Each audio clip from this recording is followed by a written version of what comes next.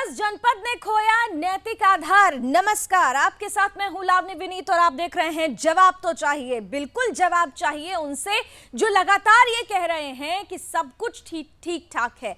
बिल्कुल उनसे जवाब चाहिए जो कह रहे हैं कि कांग्रेस के अंदर तो कोई तकरार है ही नहीं, बल्कि तस्वीरें इससे अलहदा हैं, बिल्कुल जुदा हैं। ये तस्वीरें हैं जो पंजाब से आती हैं, ये तस्वीरें हैं जो राजस्थान से आती हैं, ये तस्वीरें हैं जो छत्तीसगढ़ से आती हैं।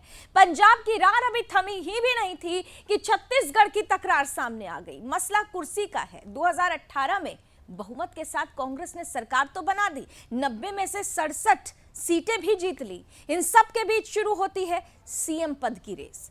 भूपेश बघेल साहब का नाम आगे, टीएस सिंहदेव जी का नाम आगे। अब आला कमान करें तो क्या करें? 2.5 साल का फॉर्मूला तय कर दिया गया, 2.5 साल का। अब भूपेश बघेल के 2.5 साल जब पूरे हो गए और जब फिर से चेहरा बदलने की बात आई तो देखिए भूपेश बघेल के समर्थन में तमाम विधायक छत्तीसगढ़ से धीरे धीरे दिल्ली दौड़ लगाने लग गए। अभी की खबर के हिसाब से 30 से ज्यादा विधायक इस वक्त दिल्ली में डेरा डाले हुए हैं और आला कमान जिनके लिए लगातार कहा जा रहा है वरिष्ठ कांग्रेसी नेताओं की तरफ से कि देयर इज नो प्रेसिडेंट। सवाल यह है कि भूपेश बघेल का जो शो ऑफ स्ट्रेंथ है, क्या ये आला कमान के नाकामी को प्रस्तुत करता है? क्या 10 जनपद अपना नैतिक आधार खो चुका है? आज इसी पर करेंगे खुलकर प्रहार, खुलकर वार, खुलकर होगा सवाल जवाब। लेकिन सबसे पहले आइए आपको दिखाते हैं वो स्पेशल रिपोर्ट जो आपको बताएगी कि बीते 24 घंटे में आखिर छत्तीसगढ़ में हुआ क्या और इसका सीधा असर कांग्रेस पार्टी पर होता है।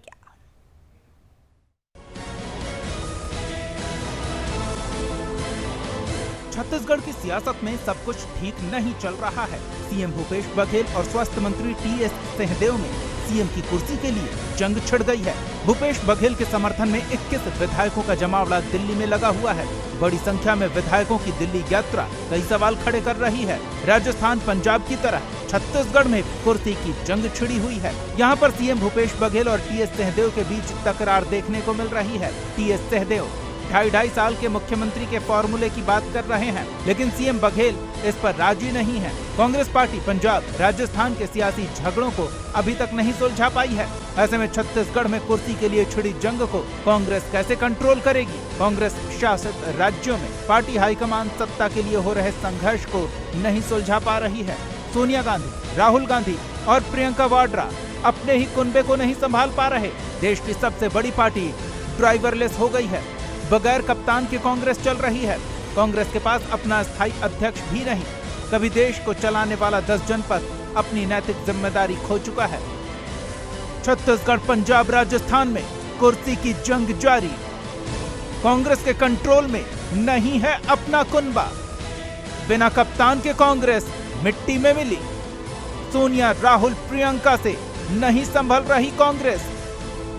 किसी जमाने में कांग्रेस का सिक्का पूरे देश में चलता था। 10 जनपद से बड़े बड़े फैसले लिए जाते थे, लेकिन पंजाब, राजस्थान में मची सियासी भूचाल थमने का नाम नहीं ले रही। पिछले 2 सालों से सोनिया गांधी पार्टी की अंतरिम अध्यक्ष हैं। कांग्रेस कार्य समिति के रेजोल्यूशन में लिखा गया है कि वो नए अध्यक्ष चुने जाने तक अंतरिम अध्यक्ष रहेंगी। अध्यक्ष पद का चुनाव जल्द से जल्द कराया जाए। तब से अब तक आंतरिक चुनाव की तारीख को सिर्फ एक्सटेंशन मिल रहा है। G23 के नेता सोनिया गांधी को पत्र लिखकर आंतरिक चुनाव की मांग कर चुके हैं। कांग्रेस के वरिष्ठ नेता कपिल सिब्बल और पूर्व विदेश मंत्री नटवर सिंह सोनिया गांधी और राहुल गांधी की कार्यशैली पर उंगली उठा चुके हैं। In our party, at the moment, there is no president.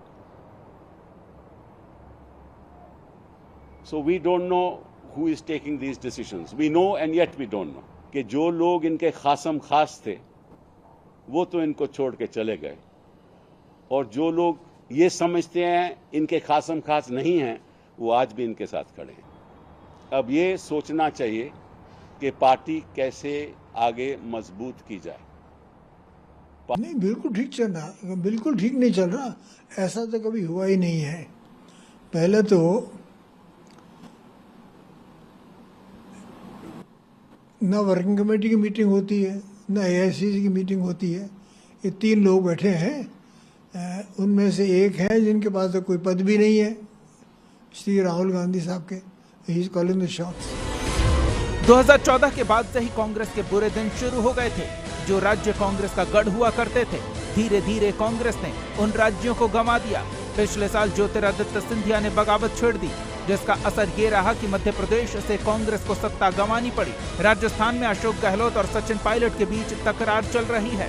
Punjab में सिद्धू अमरिंदर का झगड़ा जग जाहिर है, जिसके चलते पंजाब में मुख्यमंत्री बदलना पड़ा।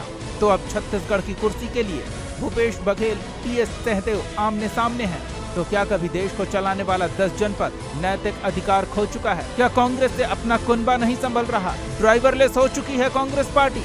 कब तक राजनीतिक की सड़क पर ऐसे ही चलती रहेगी?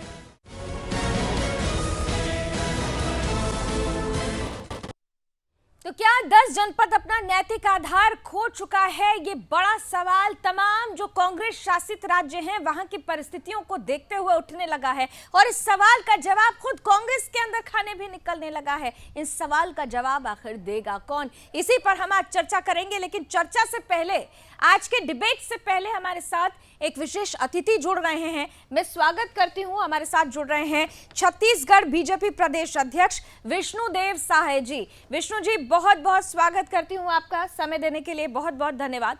बहुत सीधा सा सवाल है, जो परिस्थिति कांग्रेस में चल रही है सर, अब ये कहा जाने लगा है, माना जाने लगा है कि 10 जनपद अपना नैतिक आधार खो चुका है।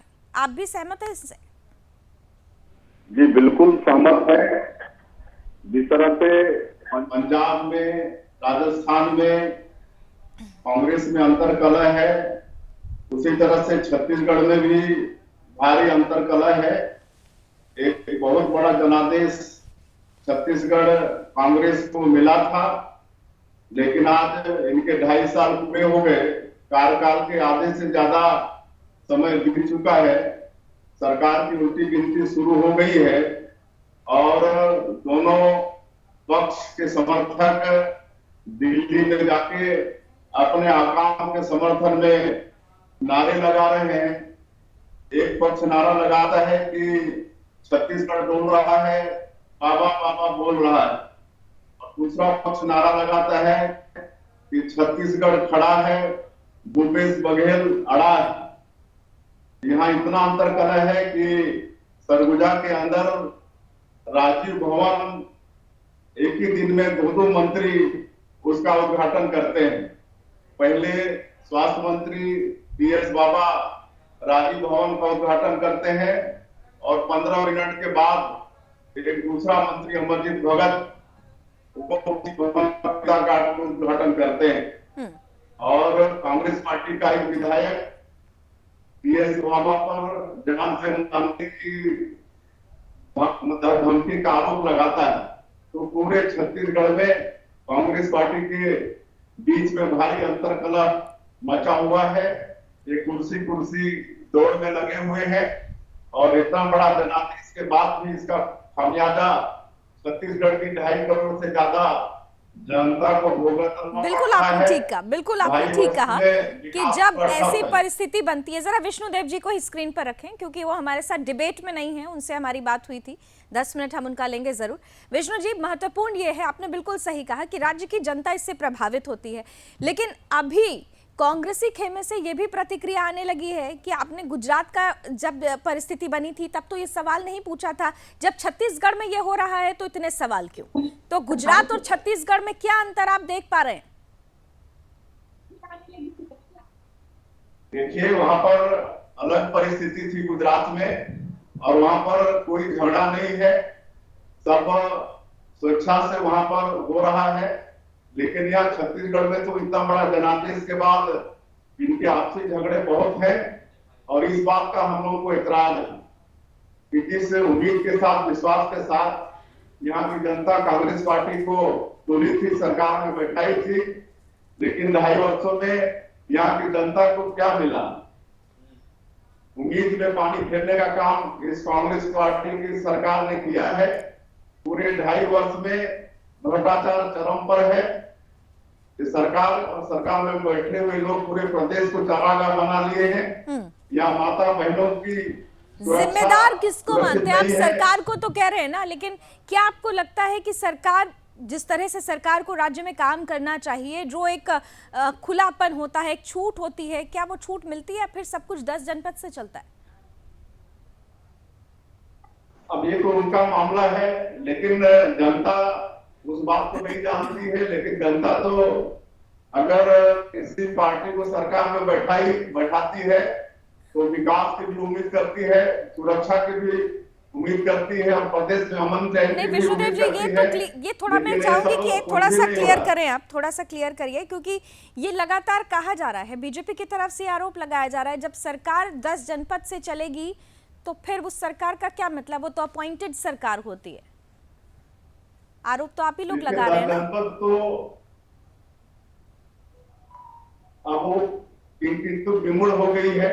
आज छत्तीसगढ़ का जो विवाद चल रहा है उसमें कोई ठोस निर्णय 10 जनपद ले नहीं पा रहा है। आज इतने महीनों से यहाँ का विवाद चल रहा है, लेकिन हम समझते हैं कि इनका राष्ट्रीय नेतृत्व तो बिल्कुल पंगु हो गया है। और वैसे भी हम कहना चाहेंगे कि कांग्रेस डूबती हुई नैया है और इसमें नाविक नहीं है, और जो सवारी है और जो समझदार हैं वो नाव से कूदकर अपनी जान बचाने में लगे हुए हैं। आप कह रहे हैं नाविक नहीं है? नाविक है ना, जिन्होंने पतवार खुद ब खुद पकड़ रखी है। आप समझ सकते हैं इशारा किस ओर है? हाँ, नाविक है, लेकिन वो मतलब नाविक में कोई जिम्मेदारी नहीं है।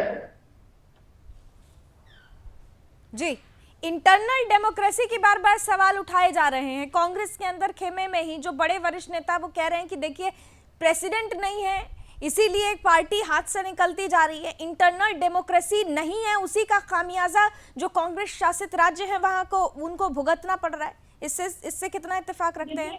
प्रेसिडेंट बिल्कुल सही बात है ये। आज इतनी बड़ी पार्टी जिनकी आजादी के 75 वर्षों में 55 साल 60 साल तक एक छत्र सरकार रही, केंद्र में भी और प्रदेश में भी, आज इनकी स्थिति इतनी हो गई है कि आज ये सिमट चुके हैं और कोई निर्णय भी ठोस नहीं ले पा रहे हैं और पूरी तरह से ये पार्टी समापन की ओर है।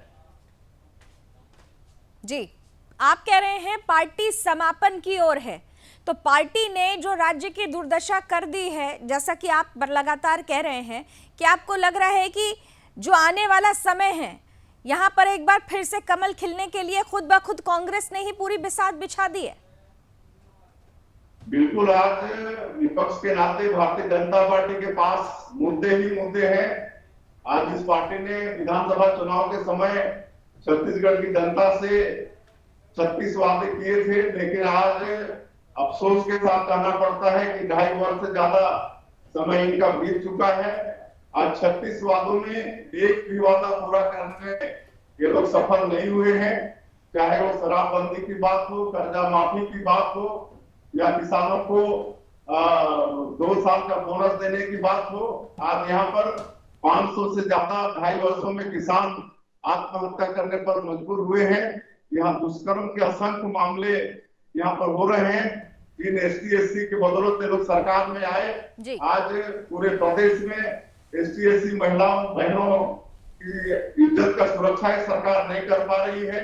लगातार माता बहनों पर दुष्कर्म के मामले हो रहे हैं, उन पर अत्याचार हो रहा है और इस तरह से सरकार पूरी तरह से फेल हो चुकी है। चलिए, बहुत बहुत धन्यवाद विष्णुदेव सहाय जी, आपने हमें समय दिया और ये महत्वपूर्ण बातें हमारे बीच रखी। बहुत बहुत धन्यवाद। और अब आइए इसी के साथ अब डिबेट की भी शुरुआत अब कर लेते हैं। विष्णुदेव सहाय जी, बीजेपी प्रदेश अध्यक्ष छत्तीसगढ़, जिन्होंने बड़ी महत्वपूर्ण बातें की, बड़े आरोप लगाए और ये बता दिया कि कमल का फूल खिलाने के लिए कांग्रेस खुद ब खुद ही बिसात वहां पर रेड कारपेट बिछा रही है। हमारे साथ अब कुछ और खास मेहमान जुड़ चुके हैं जो आज इस डिबेट में बड़ी चर्चा करेंगे। स्वागत करती हूँ, जरा स्क्रीन पर ले आइए। हमारे साथ कांग्रेस का पक्ष रखने के लिए जुड़ रहे हैं प्रवक्ता हैं, कांग्रेस प्रवक्ता छत्तीसगढ़ से जुड़ रहे हैं इकबाल अहमद साहब, बहुत बहुत स्वागत। हमारे साथ पॉलिटिकल एक्सपर्ट्स के रूप में 2 आज बड़े अतिथि जुड़ रहे हैं, अविनाश सिंह जी और प्रेम कुमार जी, दोनों का बहुत बहुत स्वागत। और बीजेपी का पक्ष रखने के लिए भी अब से कुछ ही देर में हमारे साथ एक और विशेष मेहमान जुड़ेंगे, लेकिन सबसे पहले इकबाल अहमद साहब आपके पास आते हुए, आपने सुना विष्णु जी ने कितने बड़े बड़े आरोप लगाए। देखिए वो पार्टी है, विपक्ष में है, आरोप लगाना उनका काम है, आरोप लग रहा है। मेरा सवाल ये है, जो दिख रहा है वो किस दिशा में लेके जा रहा है कांग्रेस को? जो कुछ भी हो रहा है, पंजाब की रार थमती नहीं है, छत्तीसगढ़ की तकरार शुरू हो जाती है, तो हम तो यही कहेंगे ना कि 10 जनपद अपना नैतिक आधार खो चुका है। इकबाल साहब, जो कुछ भी हो रहा है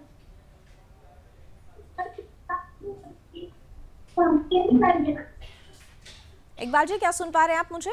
जी नहीं, मैं कहना चाहूंगा नम्रता पूर्वक कि छत्तीसगढ़ में इस प्रकार की कोई बात नहीं है और न ही 10 जनपद ने अपना कोई नैतिक अधिकार खोया है। आज भी देश भर के लोगों की निगाहें जो है कांग्रेस पर टिकी हुई है, क्योंकि देश में जो हाहाकार मचा हुआ है भाजपा की जो 7 साल की सरकार ने किया है वो किसी से छुपा नहीं है। सड़क सड़क गली गली सब जगह लोगों के प्रदर्शन हो रहे हैं, सारे लोग परेशान हैं। ये अपने मुंह में मिट्ठू बनने के आदी हैं और ये हमेशा करते रहें। इसके देश राष्ट्रीय स्तर के नेता हो या प्रदेश स्तर ये तो आप बीजेपी पर आरोप लगा रहे हैं, लेकिन पंजाब में क्या हो रहा है, छत्तीसगढ़ में के अध्यक्ष विष्णुदेव साय जी का मैं सम्मान करता हूं, उनकी बातें मैंने सुनी। बघेल जी के साथ, भूपेश बघेल जी के साथ जो 30 विधायक यहाँ आ चुके हैं, वाली बात है, जो 30 विधायक यहाँ आ चुके हैं, तो क्या बीजेपी ने कहा है कि चलो? आज मुद्दा हो चुके हैं और ये मैं बात पूरी पुख्ता प्रमाण के साथ बोल सकता हूं, क्योंकि इनकी प्रभारी पुरेंदेश्वरी जी जब आई थी चिंतन शिविर में बस्तर में, उन्होंने स्वयं 2 दिन के शिविर में यह बात को कहा था कि किसी भी प्रकार से हो मुद्दे ढूंढिए और हम किसी के चेहरे पर चुनाव नहीं लड़ेंगे। अगले जो विधानसभा के चुनाव होंगे, ये जैसे कि सोच रहे हैं बचिएगा तब न लड़िएगा, पार्टी बचेगी तब चुनाव लड़िएगा। हमारी आवाज पहुंची नहीं रही है, क्योंकि बड़ी सीधी सी बात है। मैंने इकबाल साहब, पहले इकबाल साहब क्लियर करिए, आपको मुझे मेरी आवाज पहुंच रही है? इन्होंने जो कुछ भी इकबाल साहब सुन रहे हैं मुझे या ना सुना कर रहे हैं? जनता ने अच्छी तरीके से देखा, भाला और भोगा है, और यही कारण है कि किसान जो है। अरे सर थोड़ा सा रुक जाइए, थोड़ा सा कॉमा फुल स्टॉप भी ले लीजिए। आपने बड़ी टॉपिक बता दीजिए उनको, इकबाल भाई को टॉपिक बता दीजिए आज का। आप मुझे सुन पा रहे हैं? एक सेकंड अविनाश जी प्लीज। इकबाल साहब सुन पा रहे हैं आप मुझे? मेरी आवाज आप तक पहुंच रही है क्लियरली?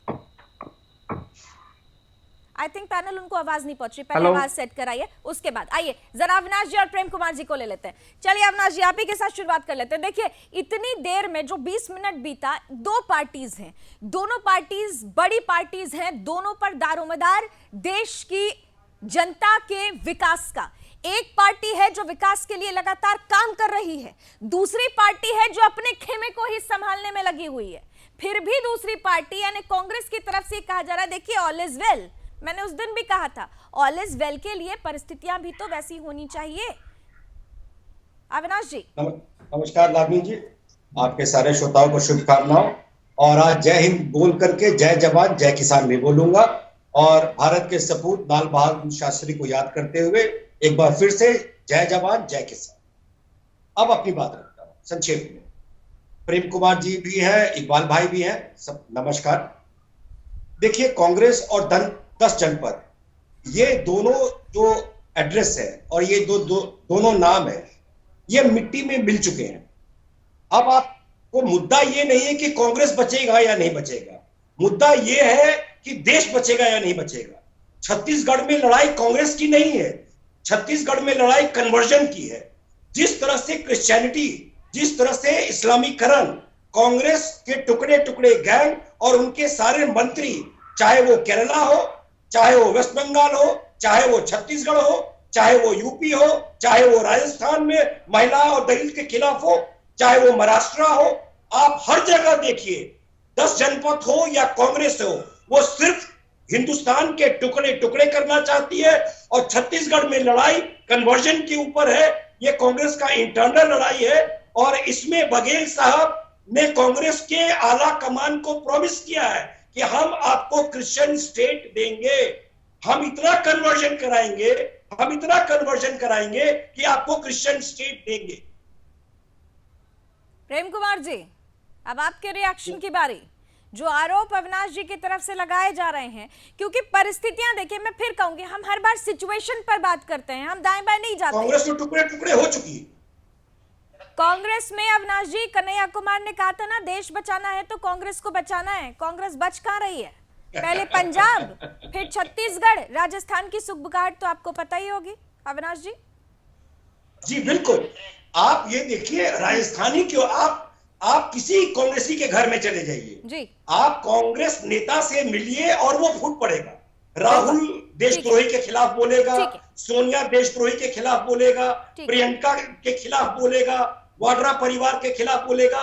कांग्रेस खुद को मार रही है, कांग्रेस खुद को ही मार रही है। एक छोटा सा ब्रेक मुझे लेना पड़ेगा जी, थोड़ा समय के साथ हम लोग चलेंगे, समय के साथ चलना जरूरी है। कांग्रेस भले ही समय के साथ ना चले, हम थोड़ा समय के साथ चलते हैं। एक ब्रेक ले लेते हैं, ब्रेक के बाद सीधे प्रेम कुमार जी आपके पास आऊंगी, क्योंकि चर्चा गर्म है। ये मुद्दा सिर्फ एक राज्य का नहीं है बल्कि पूरे देश का है, इसलिए चर्चा भी आगे जारी रहेगी। एक छोटा सा ब्रेक, जल्द हाजिर होते हैं।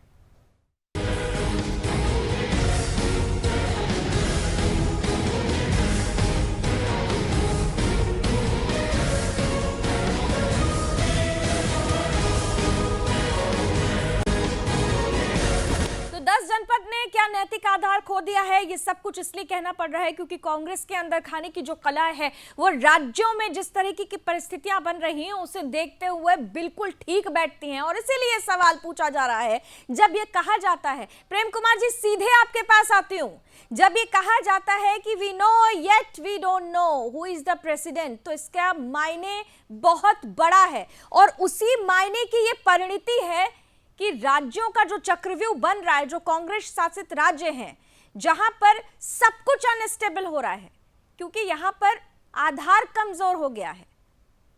प्रेम कुमार जी सहमत हैं? कौन सा नैतिक आधार खो दिया है? नैतिक आधार खोने का क्या मतलब है? क्या आरएसएस जैसे बीजेपी को चलाती है कांग्रेस को भी चलाने लगे तो नैतिक आधार जिंदा हो जाएगा? क्या ऐसे ही देश में लोकतंत्र चलेगा? आज हम बात हो रही थी कि देश जो है, देश खतरे में, देश और कांग्रेस को जोड़ करके अविनाश जी भी बोल रहे थे कि कांग्रेस की वजह से देश खतरे में है। उनका एक नजरिया था। एक सोच ये भी आई कि देश जो है, कन्हैया कुमार के स्टेटमेंट से कि कांग्रेस बचेगा तो देश बचेगा। और आज हम देख रहे हैं लावनी जी, नाथूराम गोडसे ट्रेंड कर रहा है। देश यहाँ खतरे में है। यहाँ पहचानने की जरूरत है कि गांधी का देश रहेगा कि गोडसे का देश रहेगा। यहाँ पर कांग्रेस की भी जरूरत है, विपक्ष के तौर पर भी जरूरत है, और देश में प्रेम कुमार जी बहुत वरिष्ठ पत्रकार हैं आप, बड़े राजनीतिक विश्लेषक हैं, मुझसे बड़े भी हैं, लेकिन बड़े मुझे अफसोस होता है आपकी बात पर मुझे टोकना पड़ेगा कि आप लोगों को गांधी गोडसे तो नजर आ जाते हैं, आपको गांधी गोडसे नजर आते हैं, लेकिन जो मैसेज है वो नजर नहीं आता है आपको। ये नजर, एक मिनट अविनाश जी, गांधी की बात किया ना प्रेम कुमार जी ने, तो वही धर्मांतरण जिसका जिक्र, एक सेकंड अविनाश जी, जिस धर्मांतरण का जिक्र अविनाश जी ने किया था ना, उसी धर्मांतरण के लिए, उसी ईसाई धर्मांतरण के लिए गांधी जी ने कहा था कि ये जो है ये मनी वैम्पायर्स हैं। लेकिन सोनिया जी को तो मनी वैम्पायर्स नहीं नजर आएंगे ना सर। गांधी सिर्फ अब नाम के गांधी हो गए हैं, हो जाना चाहिए था। विचार कहाँ गए प्रेम कुमार जी? गांधी का मतलब सिर्फ स्वच्छता बोल करके सीमित कर दिया गया है। गांधी का मतलब तो अमेरिका हमें समझा रहा है, मोदी जी को समझा रहे हैं, अहिंसा होता है। अमेरिका से हमें सीखना पड़ रहा है गांधी का मतलब। हमारे देश में गांधी का मतलब छत्तीसगढ़, राजस्थान और पंजाब में किस गांधीवादी विचारधारा के साथ मुख्यमंत्री बदल रहा है, कैसे टूट हो रही है, strength of show off strength हो रहा है, वो कौन सी गांधीवादी विचारधारा है? एक्सप्लेन करिए पहले। हिंदुस्तान के इतिहास में पहली बार ऐसा हुआ कि एक दलित को नेतृत्व करने का मौका मिला। अरे तो परेशानी तो आपकी है, परेशानी तो खुद कांग्रेस को होने लग गई ना। कांग्रेस को कोई परेशानी तो कांग्रेस के अंदर से ही उठी ना। कपिल सिब्बल, मनीष तिवारी के स्टेटमेंट, आनंद शर्मा के स्टेटमेंट, धर्म के खिलाफ बोल रहे हैं। प्रेम कुमार धर्म के खिलाफ बोल रहे हैं। धर्म पर किसका कब्जा हो गया? धर्म के खिलाफ राम मंदिर शिलान्यास में कोई शंकराचार्य मौजूद है क्या? बीजेपी चलाएगी हिंदू धर्म, विश्व हिंदू परिषद चलाएगा हिंदू धर्म। राम मंदिर शिलान्यास में क्यों नहीं कोई शंकराचार्य मौजूद थे? मोहन भागवत है हिंदू धर्म। आप हमें हिंदू धर्म मत समझाइए, आप हमें हिंदू धर्म मत समझाइए। ये मोहन भागवत हिंदू धर्म नहीं हो सकते, ये नरेंद्र मोदी हिंदू धर्म नहीं हो सकते, ये योगी आदित्यनाथ हिंदू धर्म नहीं हो सकते। कहाँ से शंकराचार्य, कहाँ से हिंदू धर्म को चलाने वाले लोग?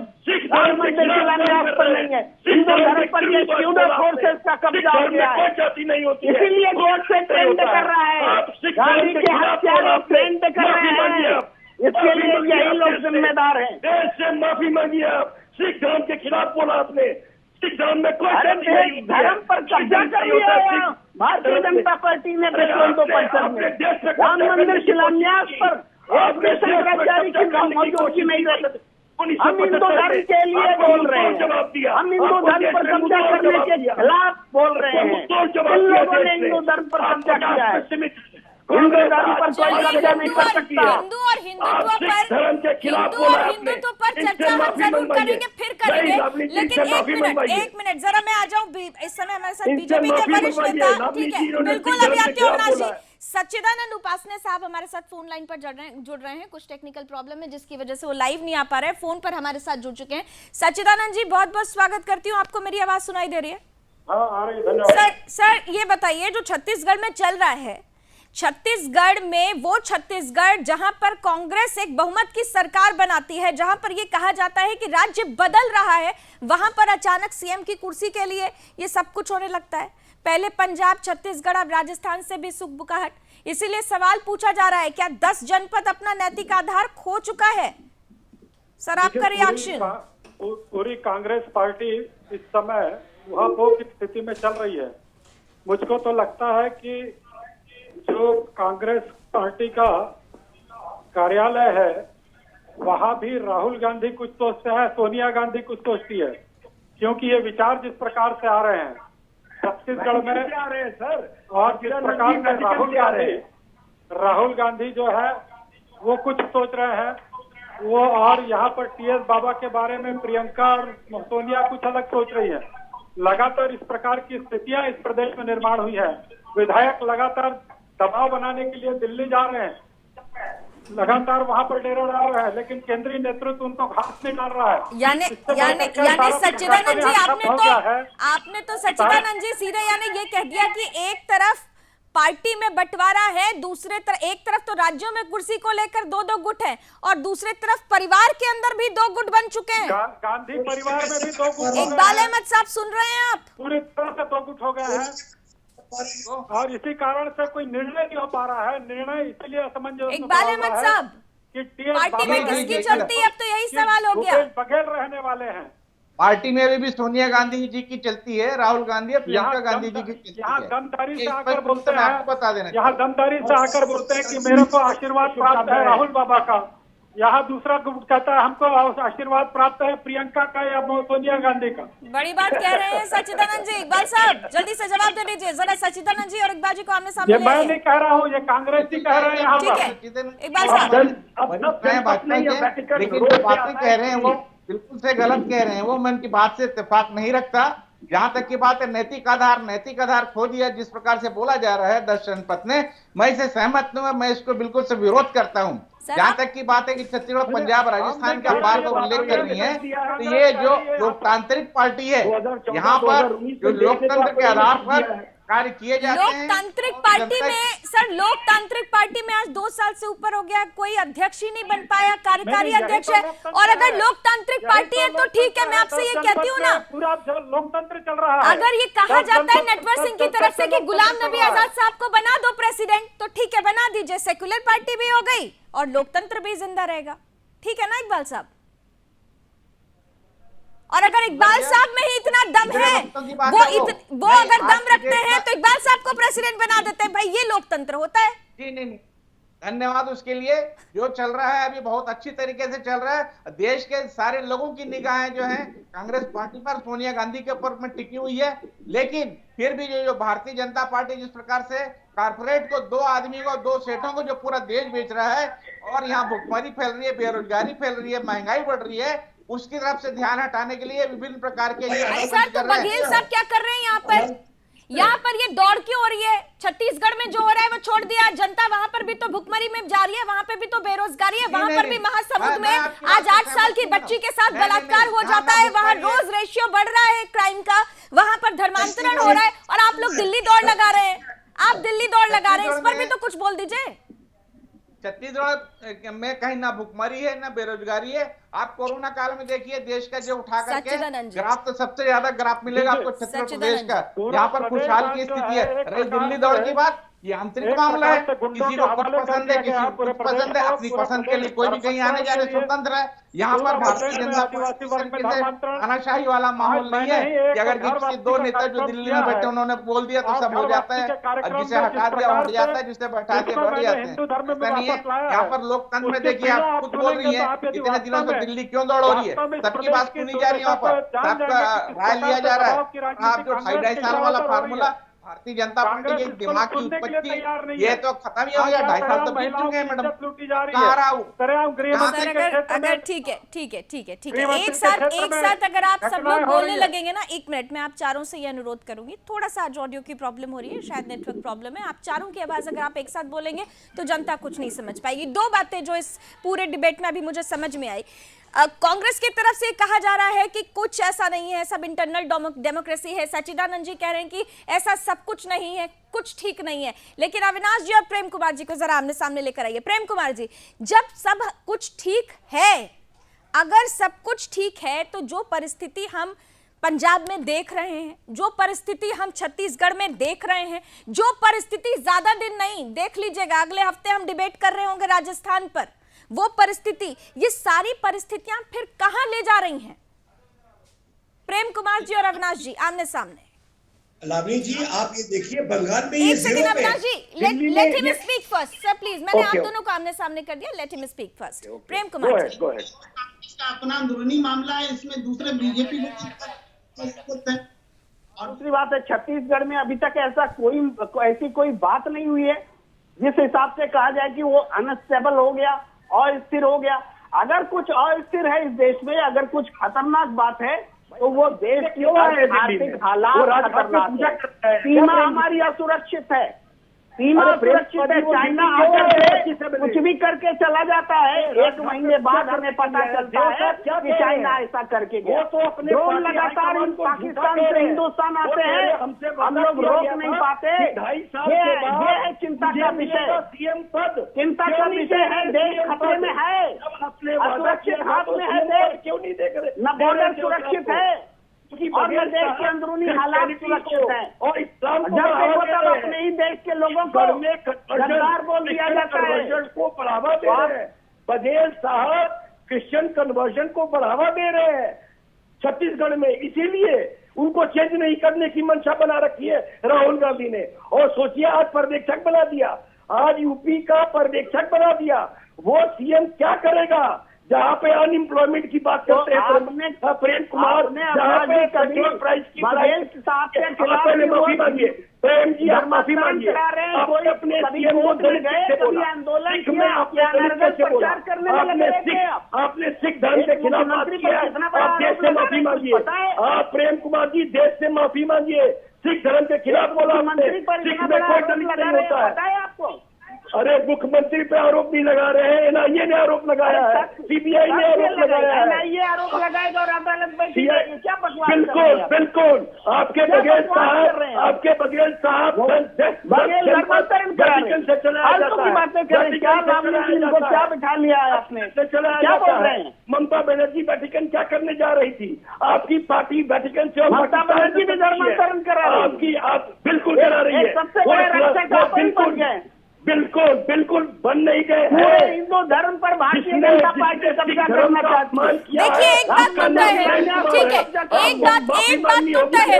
देखिए, इस देश को जब हम खतरे में डालने की बात कहते हैं ना कि देश खतरे में है, तो देश जब धर्मांतरण की तरफ हम तस्वीरें देखते हैं तो खतरा उत्पन्न होता है। एक आखिरी सवाल जल्दी से सबका फेड आउट कीजिए। इकबाल अहमद साहब के साथ लास्ट कमेंट के साथ खत्म करूंगे। इकबाल साहब, देखिए, नजरें छत्तीसगढ़ पर बनी हुई हैं, इसलिए आप बार बार कह रहे हैं सब कुछ ठीक है, लेकिन 30 विधायकों का दिल्ली में डेरा डालना ये ठीक नहीं है सर। क्या मैसेज देने की कोशिश कर रहे हैं? जल्दी से बता दीजिए सर। मैं आपको बता दूं 30 विधायक नहीं मैडम 40 विधायक वहां पर हैं। अच्छा ठीक है, चलिए। तसल्ली हुई, संतुष्टि हुई। हाँ, हमारे वहां पर बिल्कुल लोकतांत्रिक तरीके से बात रखी जाती है और कही जाती है। वहां से जो आदेश निर्देश होते हैं वो भी सर 40 लोग क्यों आए, 40 विधायक क्यों आए? मैसेज बताइए ना, क्या मैसेज देने की कोशिश कर रहे हैं? फिर मैसेज यही देने के लिए गए हैं कि हम पार्टी के साथ में, भूपेश बघेल का नेतृत्व बहुत सक्षम है। किसान अरे सर आपने जवाब दे दिया, थैंक यू सो मच। यही मैं सुनना चाहती थी, आप भूपेश बघेल के साथ हैं, इसका मतलब 2 गुट हैं छत्तीसगढ़ में। आपने कहकर भी पीछे की बात कह दी और यही तस्वीर आलाकमान के लिए परेशानी वाली है। आलाकमान नाकाम इन तस्वीरों में नजर आने लगा है। चलिए, समय की कुछ सीमाएं हैं। बहुत बहुत धन्यवाद, आप सभी ने अपनी अपनी बात रखी, लेकिन इतना तो जरूर है, ये तो सिर्फ आगाज है, अंजाम कहां तक जाएगा ये बड़ा सवाल उठने लगा है। और लगातार उठते हुए सवालों के बीच में उस नैतिक आधार को भी बार बार सवालों के घेरे में लिया जा रहा है, जहां पर यह कहा जाता है कि पार्टी, देश की सबसे पुरानी पार्टी, दुनिया के सबसे बड़े लोकतंत्र की सबसे पहली और सबसे पुरानी पार्टी आज अपने अस्तित्व के लिए लड़ रही है, क्योंकि यहां पर सबके अपने निजी एजेंडे हैं। एजेंडे से देश नहीं चलता, देश को सर्वोपरि रखिए। उम्मीद करते हैं ये बात दूर तक जाएगी। बहुत बहुत धन्यवाद एक बार फिर से आप सभी का हमारे साथ जुड़ने के लिए। अभी बस इतना ही। देश और दुनिया की तमाम खबरों के लिए आप जुड़े रहिए सुदर्शन न्यूज के साथ। जय हिंद।